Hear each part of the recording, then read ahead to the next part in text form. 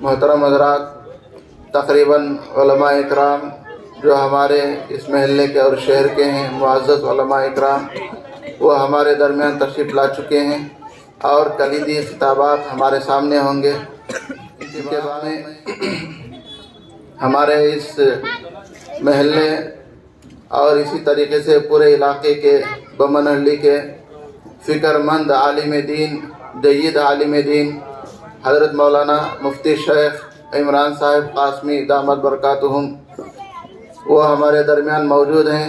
میں حضرت سے گزارش کرتا ہوں کہ اپنے خطاب لاجواب سے سارے مجمع کو محظوظ فرمائیں۔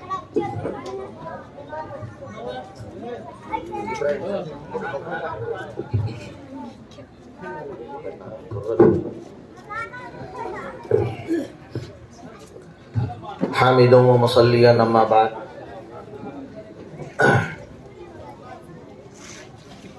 ہم لائے ہیں طوفان سے کشتی نکال کر، ہم لائے ہیں طوفان سے کشتی نکال کر، اس ملک کو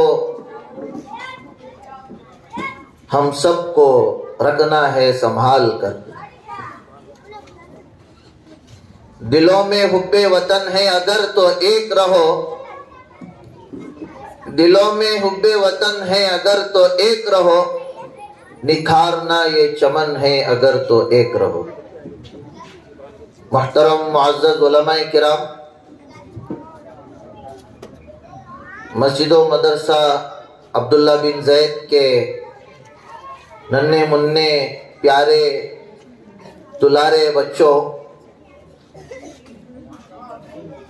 اور نوجوان ساتھیوں، میں سب سے پہلے تو حضرت مولانا مفتی عبدالرحمن خان قاسمی اور ذمہ داران مسجد و مدرسہ عبداللہ بن زید کو مبارکباد پیش کرتا ہوں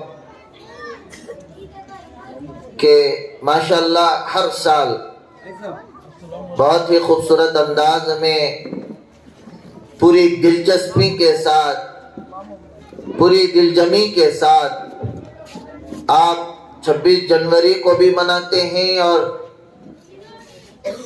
15 اگست کو بھی مناتے ہیں، لیکن مجھے یہ بڑا افسوس بھی ہوتا ہے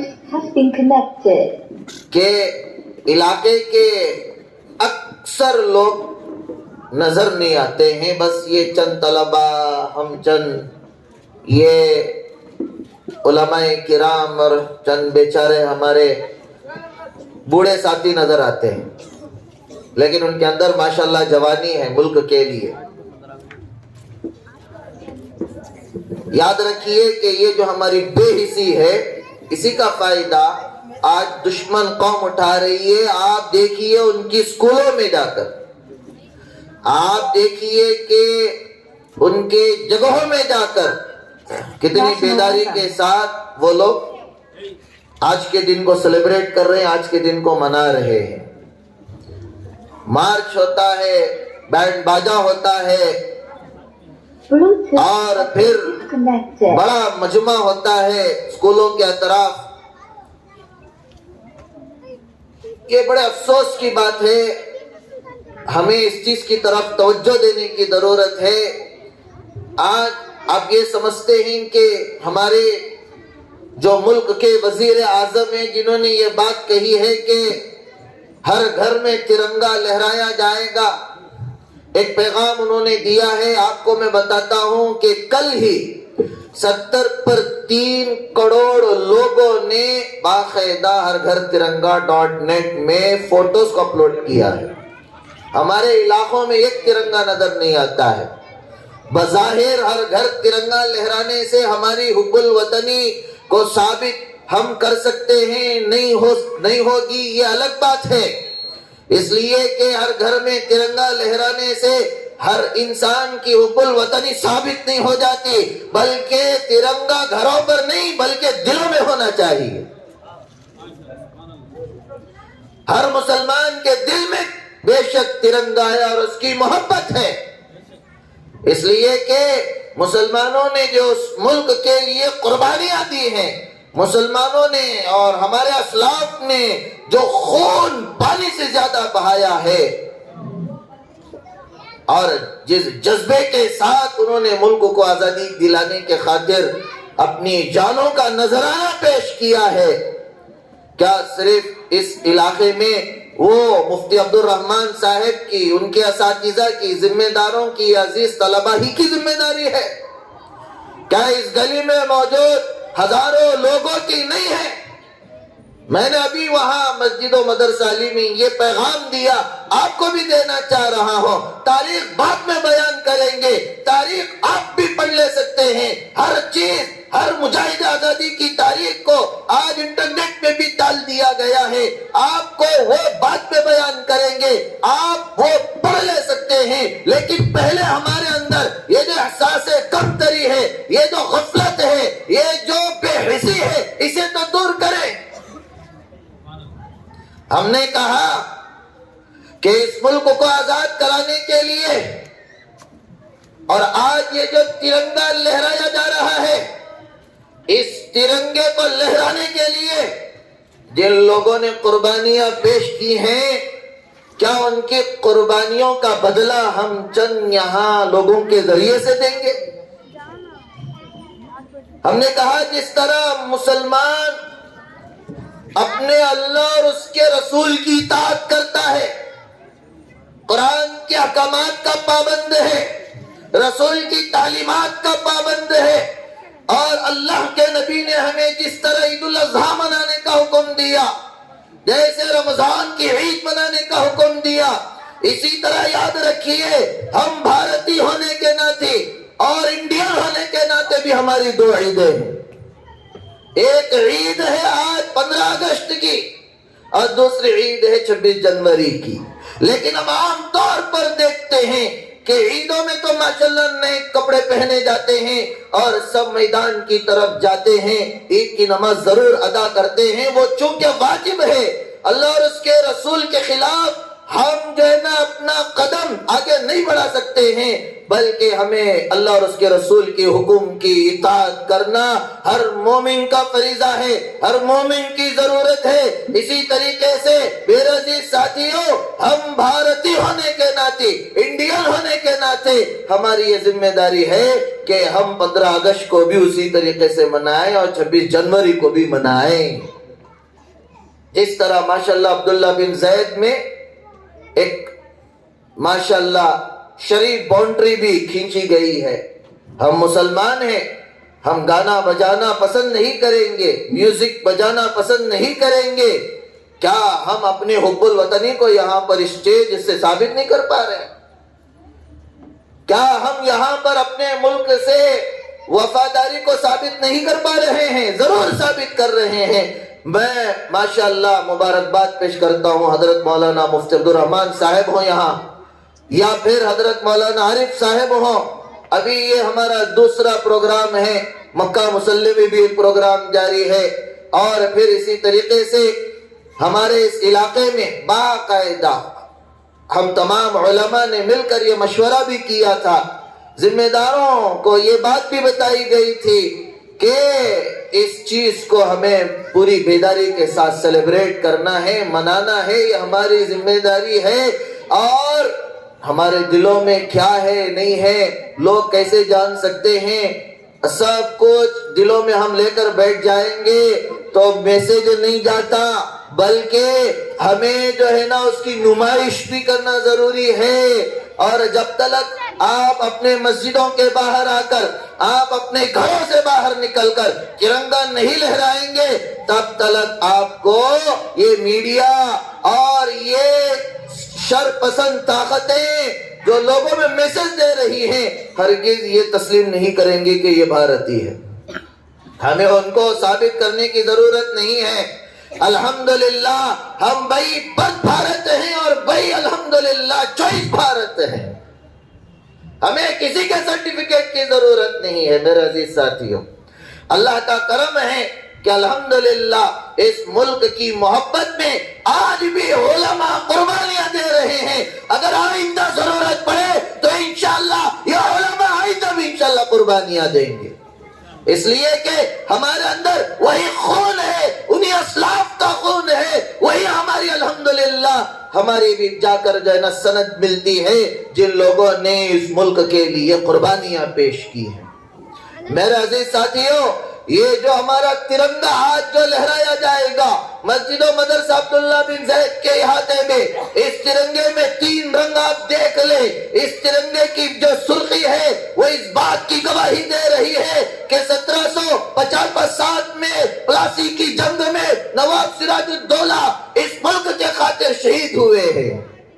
اس ترنگے کی سرخی ہمیں یہ تاریخ یاد دلاتی ہے کہ ادھر ساؤتھ میں حضرت ٹیپو سلطان شہید رحمت اللہ علیہ، جن کو آج غدار کہنے کی کوشش کی جا رہی ہے، جن کو ملک پرست نہیں کہا جا رہا ہے، چند شرپسندوں کے کہہ لینے سے کیا ہوگا، جبکہ تاریخ مٹا نہیں سکتے تم لوگ، اور یہ حقیقت پوری دنیا میں واضح ہے۔ آج بھی اسکاٹ لینڈ کے اندر 450 سالہ پرانی چرچ کے اندر آج بھی حضرت ٹیپو سلطان شہید رحمت اللہ علیہ کی میراث اور ان کی تاریخ وہاں ایک جھنڈے میں موجود ہے۔ تم ہندوستان سے تو تاریخ مٹا سکتے ہو، لیکن پوری دنیا میں حضرت ٹیپو کی جگہ بجگہ جو ان کی میراث ہے، جو ان کی یادیں ہیں، جو ان کا سرمایہ ہے، جو ان کی تلواریں ہیں، اور جو پتھروں پر، جو دیواروں پر حضرت ٹیپو کا خون جو نقش ہو چکا ہے، جو آپ کی محبت نقش ہو چکی ہے، اس کو نہیں مٹا سکتے۔ میرا عزیز ساتھیوں، یہ سرخی ہمیں حضرت ٹیپو کی تاریخ یاد دلاتی ہے۔ یہ ترنگے کی سرخی ہمیں حضرت شیخ الہند رحمت اللہ علیہ کی تحریک ریشمی رومال کی تاریخ یاد دلاتی ہے، اور ان کے ساتھ دینے والے علماء حضرت عبد الرحیم سندھی کی، حضرت مولانا عبید اللہ سندھی کی، حضرت مولانا جوہر علی کی، حضرت مولانا اور دیگر اس طرح کے علماء کی تاریخ کو یاد دلاتی ہے۔ یہ سرخی ہمیں 1857 عیسوی میں ہونے والی جو بڑی جنگ تھی مظفر نگر میں، شاہ ولی کے میدان میں 2 لاکھ مسلمانوں کی شہادت کی تاریخ یاد دلاتی ہے۔ یہ ترنگے کی سرخی ہمیں یاد دلاتی ہے کس طرح حضرت حافظ ضامن کو شہید کر دیا گیا اور عبداللہ ضامن کو بھی شہید کر دیا گیا، اور کس طرح یہ دیوانہ وار، یہ محبت، ملک کی محبت میں کس طرح دیوانہ وار آپ اس ملک کے لیے اپنی جان کا نذرانہ پیش کر دیا تھا۔ یہ ترنگے کی سرخی ہمیں یاد دلاتی ہے ان 50 پر 3000 علماء کرام کو کہ جب 1857 کی جنگ آزادی کے بعد انگریزی حکومت کا پایا ہل چکا تھا، انگریز پریشان ہو چکا تھا، مسلمانوں کی حب الوطنی کو دیکھ کر وہ اتنا سسک گیا تھا، پریشان ہو گیا تھا کہ اس نے کلم کھلا ارسٹ وارنٹ جاری کر دیا تھا۔ حضرت قاسم نانوتوی پر بھی ارسٹ وارنٹ تھا، اور دیگر آپ کے رفقا پر بھی ارسٹ وارنٹ تھا۔ اللہ کی قدرت دیکھیے کہ حضرت قاسم کو تو وہ ارسٹ نہیں کر سکے، لیکن دیگر علماء کو انہوں نے ارسٹ کیا۔ جو بھی انگریز کا حکم تھا، داڑھی اور ٹوپی میں جو بھی سفید لباس میں ملا نظر آئے اسے ارسٹ کر لینا ہے، اور وہ علماء کو اٹھاتے، جہاں کہیں بھی درخت لگے فوراً جو ہے نا حکم کی تعمیل کرتے ہوئے ان کو پھانسی دی جائے۔ اس طرح میرا عزیز ساتھیوں ہر درخت جو ہے نا گواہی دے رہا تھا، اور علماء کرام ہر درخت پر لٹک کر اپنے ملک کے لیے قربانیاں پیش کر رہے تھے۔ یہ ترنگے کی سرخی ہمیں ان کی تاریخ کو یاد دلا رہی ہے۔ کیا یہ قربانیاں نہیں ہیں؟ کیا یہ ہمارے ملک کی تاریخ نہیں ہے؟ آج بھی میوات کو جلایا جا رہا ہے، منی پور کو جلایا جا رہا ہے، آج ہمارے ملک میں نفرت کا ماحول ہے، آج بھی داڑھی ٹوپی والوں کو دیکھ کر قید و بند کیا جا رہا ہے۔ میرا عزیز ساتھیوں اس ملک کی مٹی گواہ ہے کہ جب بھی ظلم بڑا ہے تو کوئی نہ کوئی ایک اللہ کی مدد ایسی آتی ہے کہ انشاءاللہ جو یہ انگریز کہہ رہا تھا کہ کبھی ہمارا سورج غروب نہیں ہوگا، یہ پیون لگے کپڑے والے اور یہ جو ہے نا پھٹے مسجدوں میں بیٹھنے والے علماء نے ان کو دن میں تارے دکھا دیے تھے۔ آپ کو معلوم ہونا چاہیے حضرت مولانا جعفر تھانیسری رحمت اللہ علیہ 1860 پر 3 عیسوی میں امبالہ کیس سازش میں آپ پر ارسٹ وارنٹ جاری ہوا.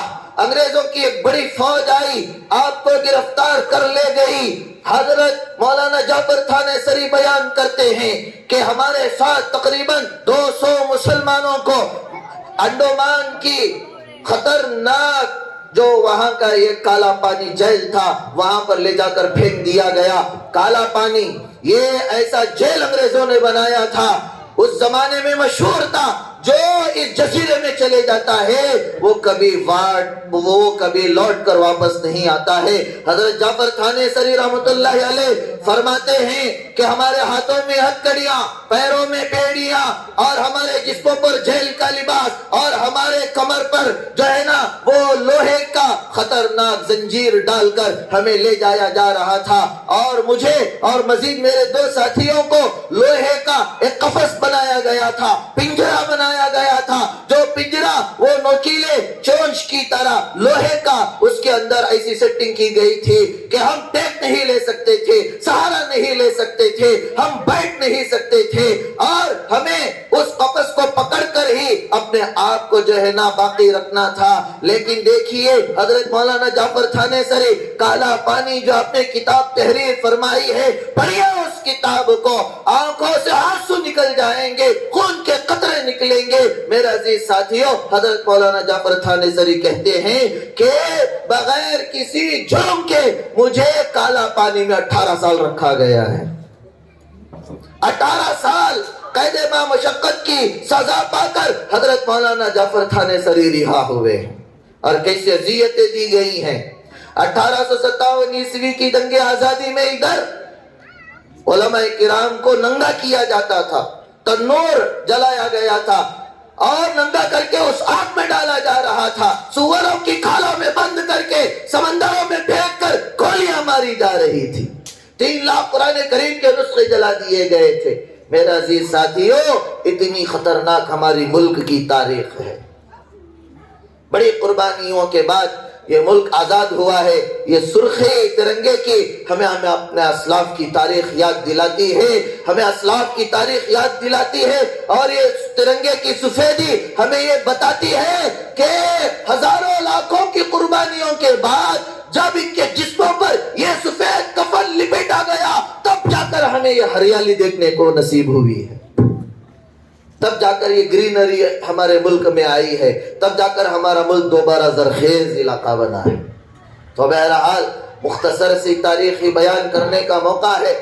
ابھی جو ہے نا دیگر اس پروگرام کے اعمال باقی ہیں, بس میں اپنی تقریر کو یہیں پر ختم کرتا ہوں. لیکن آپ کو اتحاد کی دعوت کرتا ہوں, آپ کو ایک بیداری کی دعوت دیتا ہوں. آپ سے میں یہ التجا کرتا ہوں کہ آپ جتنے بیٹھے ہیں یہ اس بات کی کوشش کریں کہ ہر گھر میں انشاءاللہ یہ پیغام پہنچانا ہے کہ ہم جس طرح اپنی عیدوں کو سیلیبریٹ کرتے ہیں ایسے ہی یوم 15 اگست کو بھی ہم منائیں گے اور 26 جنوری کو بھی منائیں گے, لیکن شرعی جو ہے نا تمام تقاضوں کو مد نظر رکھ کر ہم منائیں گے. اور میں آپ سے یہ کہتا ہوں کہ آپ اپنے اندر پیار محبت پیدا کیجئے, اتحاد پیدا کیجئے.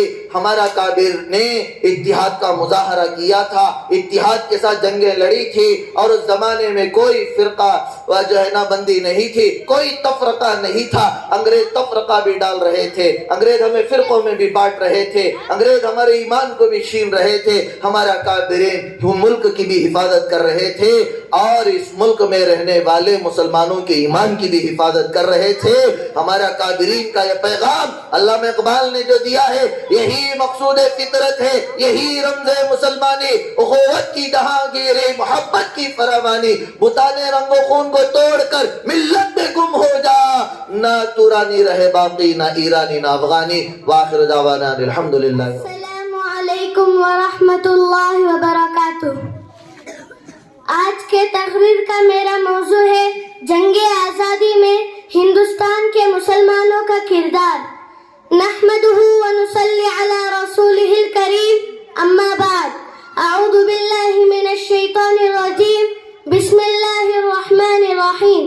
وقال الذین جاہدوا فینا لنہدینہم سبلنا وإن اللہ لمع المحسنین. صدق اللہ العظیم.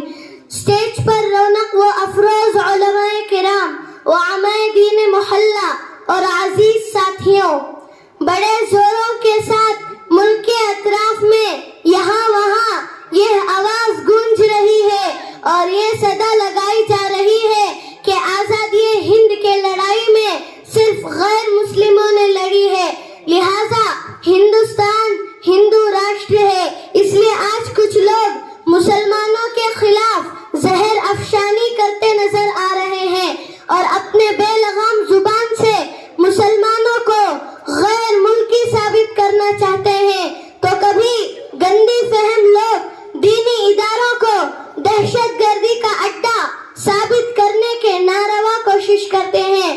میں پوچھنا چاہتا ہوں ان لوگوں سے کہ بتاؤ، جب ہندوستان کی سرزمین پر انگریز کا تسلط ہوا، جب ہندوستان کی ماؤں کا سندور کھرجا جا رہا تھا، جب ہندوستان کی خوبصورت عمارتوں کو مسمام کیا جا رہا تھا، عزت و آبروں کو پیروں تلے کچلا اور روندا جا رہا تھا، تو اس وقت وہ کون تھا جو اس ملک کی عزت کو بچانے کے لیے اپنا لہو بہا رہا تھا؟